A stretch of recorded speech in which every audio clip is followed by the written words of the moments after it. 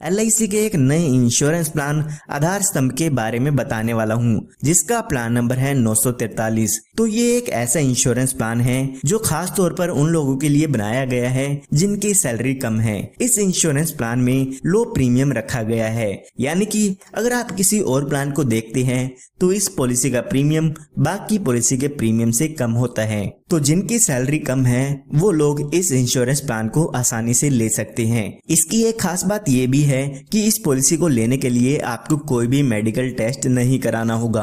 बिना medical test के आप इस इंश्योरेंस पॉलिसी को LIC की तरफ से ले सकते हैं। यहाँ पर मैं आपको बताना चाहूंगा कि ये पॉलिसी सिर्फ और सिर्फ पुरुषों के लिए बनाई गई है। अगर आप लेडीज हैं और इस इंश्योरेंस पॉलिसी को लेना चाहते हैं तो आपके लिए आधारशिला प्लान अवेलेबल है। अगर आप जेंट्स हैं तो आपके लिए आधार स्तंभ प्लान लाया गया है।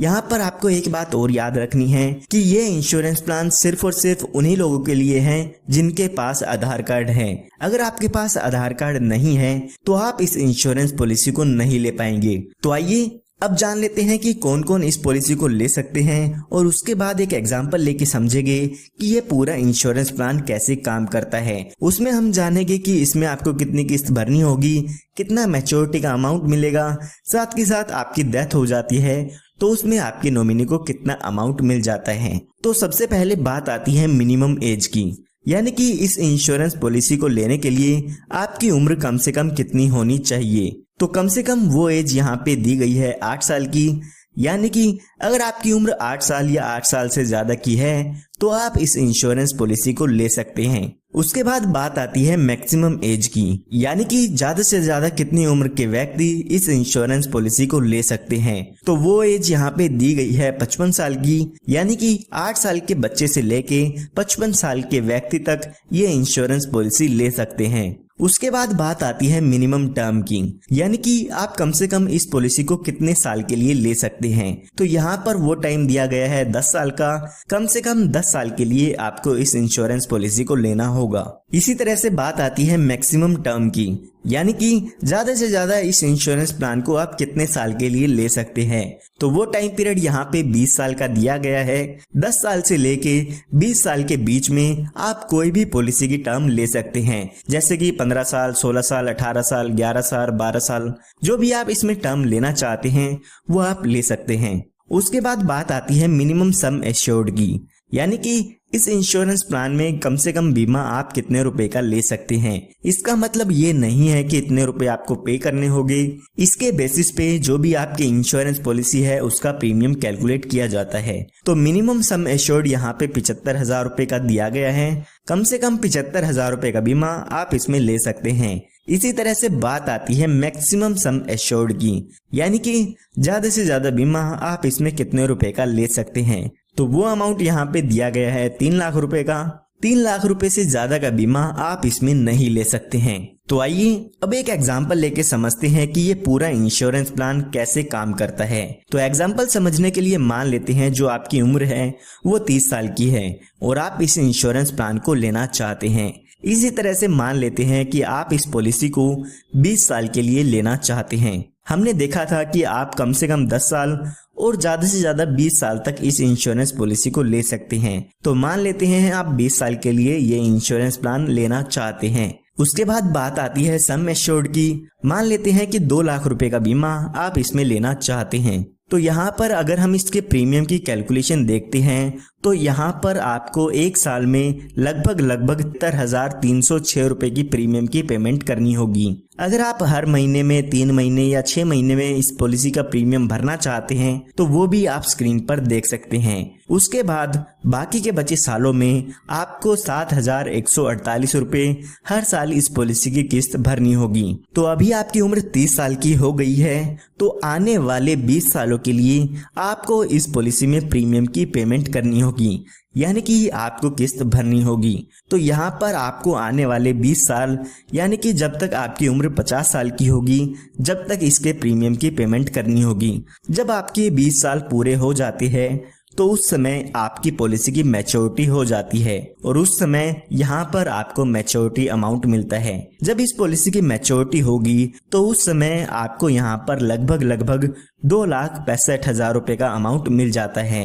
तो यहाँ पर 2 लाख रुपए का सम एश्योर्ड होता है और लगभग 65,000 रुपए का यहाँ पे लॉयल्टी एडिशन का अमाउंट मिल जाता है। तो यहाँ पर अगर आप टोटल देखते हैं तो मैच्योरिटी पर लगभग 2,65,000 रुपए का अमाउंट इसमें आपकी मैच्योरिटी पर मिल जाता है। अगर हम बात करते हैं कि 20 साल के दौरान इसमें आपने कितना प्रीमियम पे किया है, तो आपने लगभग 1,43,118 रुपए का अमाउंट अपने 20 साल के दौरान इसमें पे किया है। यानी कि 1,43,118 रुपए देकर आपको इसमें 2,65,000 रुपए तक का अमाउंट इसमें मिल जाता है। आइए अब बात करते हैं कि अगर पॉलिसी होल्डर की डेथ हो जाती है तो उस केस में उसके नॉमिनी को कितना अमाउंट यहाँ पर मिल जाता है। तो यहाँ पर पॉलिसी शुरू होने के बाद पॉलिसी के पहले 5 साल में अगर पॉलिसी होल्डर की डेथ हो जाती है तो उसके नॉमिनी को सम एश्योर्ड का अमाउंट दे दिया जाता है। यानी कि जितने रुपए का भी आपने बीमा लिया था वो यहाँ पे दे दिया जाएगा। इसी तरह से पॉलिसी होल्डर की डेथ 6th ईयर में होती है या 6th ईयर के बाद होती है तो यहाँ पर आपके नॉमिनी को सम एश्योर्ड का अमाउंट तो मिलेगा ही मिलेगा, साथ में जितने साल भी आपकी पॉलिसी चली है उसका लॉयल्टी एडिशन भी मिल जाता है। मान लेते हैं जिसने भी पॉलिसी ली है उसकी डेथ 36 साल की उम्र में हो जाती है तो यहाँ पर उस व्यक्ति के नॉमिनी को 2 लाख रुपए का सम एश्योर्ड तो मिलेगा ही मिलेगा, साथ में जितने साल भी उसकी पॉलिसी चली थी उसका लॉयल्टी एडिशन भी मिलेगा।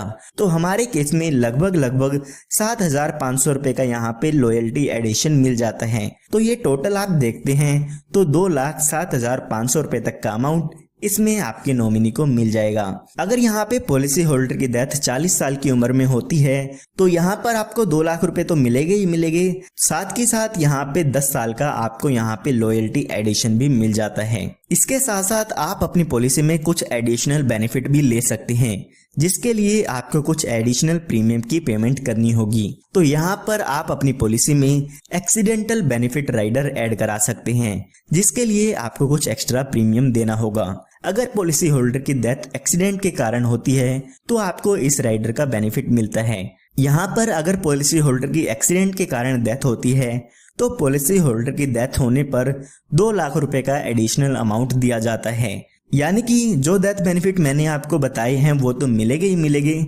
साथ में 2 लाख रुपए का अमाउंट और आपके नॉमिनी को मिल जाता है। तो आप इस बेनिफिट को अपनी पॉलिसी में लेना चाहे तो ले सकते हैं। आइए अब बात करते हैं कि इस पॉलिसी में आपको और कौन कौन से बेनिफिट मिल जाते हैं। तो यहाँ पर आप अपनी पॉलिसी में लोन की सुविधा ले सकते हैं। पॉलिसी शुरू होने के 2 साल बाद आप अपनी पॉलिसी पर लोन ले सकते हैं। जो भी लोन का अमाउंट होता है उस पर आपको इंटरेस्ट LIC को पे करना होगा। उसके बाद यहाँ पे आप अपनी पॉलिसी को सरेंडर भी करा सकते हैं। अगर आप अपनी पॉलिसी को बंद कराना चाहते हैं तो 2 साल के बाद आप अपनी पॉलिसी को बंद करा सकते हैं। उस समय जो भी सरेंडर वैल्यू आपकी पॉलिसी की होती है वो वैल्यू आपको यहाँ पे मिल जाती है। अगर आप 2 साल से पहले अपनी पॉलिसी को बंद कराते हैं तो उस केस में आपको LIC की तरफ से कोई भी अमाउंट रिफंड नहीं मिलता है। उसके बाद यहाँ पे LIC ने आपको प्रीमियम की पेमेंट करने के लिए 4 पेमेंट के मोड दिए हैं। आप अपनी पॉलिसी की किस्त 1 साल में भर सकते हैं, 6 महीने, 3 महीने या हर महीने भर सकते हैं। जो भी आप प्रीमियम पेमेंट मोड यहाँ पे लेना चाहते हैं वो आप अपनी पॉलिसी में ले सकते हैं। उसके बाद LIC यहाँ पर आपको ग्रेस पीरियड भी देती है।